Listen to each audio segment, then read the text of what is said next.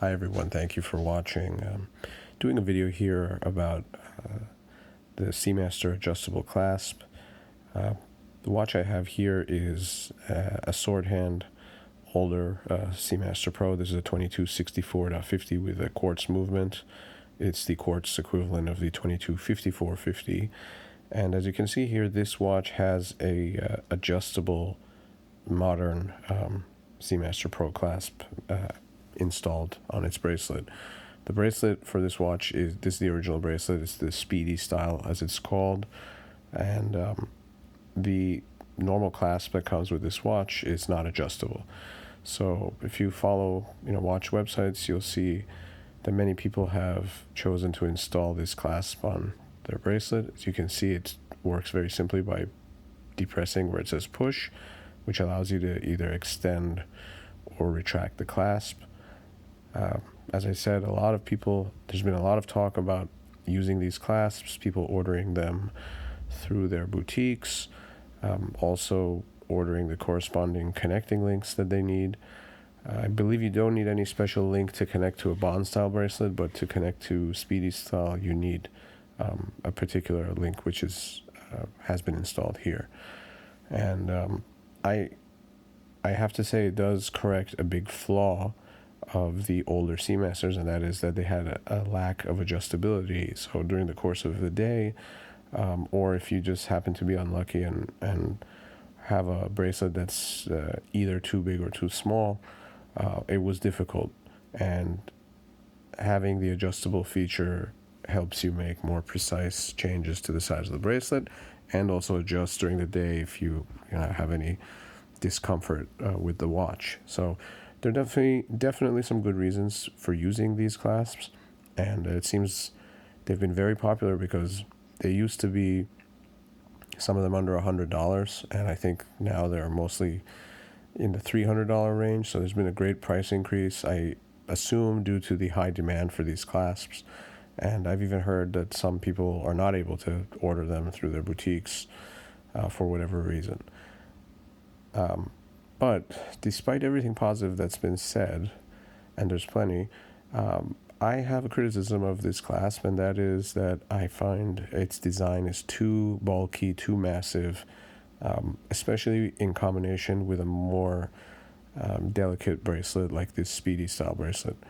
The clasp is perfectly suited for the current, more massive Bond style bracelet, which is what it's supposed to be attached to. And although it does add the adjustability feature to these older Speedy style bracelets, I just find that it's not a good match with the bracelet. It's overpowering, and as a result, you really feel it on the wrist. And here I have the clasp from a smpc, so prior to 2018. Has a similar logo and branding, but this clasp has no adjustability feature, and as a result, you can see it's much more svelte, smaller, and I think that is probably a better choice to use on the Speedy style bracelet should you need to replace your original clasp and can't get an exact replacement. Since I was able to get this smpc clasp at a very good price, I wanted to try it out to see how much of a difference it would make in terms of comfort and if it would work better with the Speedy style bracelet. So you can see here it's quite worn, but it does its job. It's functional. The push buttons work, and that's actually quite easy to refurbish. Those types of very light desk diving marks, you could call them, really easily can be taken out with a Scotch-Brite pad or fine sandpaper. Perhaps I'll do a video showing how to do that, but it's quite simple, and you can really make it look nice. So now I'll show you how I put this on. Alright, so I'll show you how I remove the clasp. This is my preferred screwdriver. The brand is Weehaw. I've done other video about it. The size you need for the current Seamaster bracelets and clasps is 1.8 millimeter, as you can see here.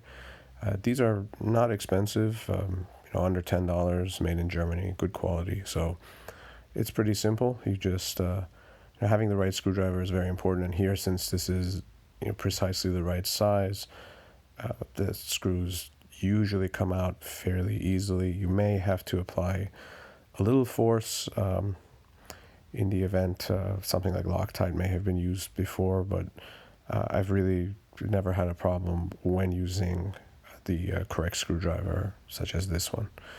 And the procedure is easy. You just take off the screws. The screws are really, in this type of construction, just meant to hold the retaining pin in place, which is found right behind the screw.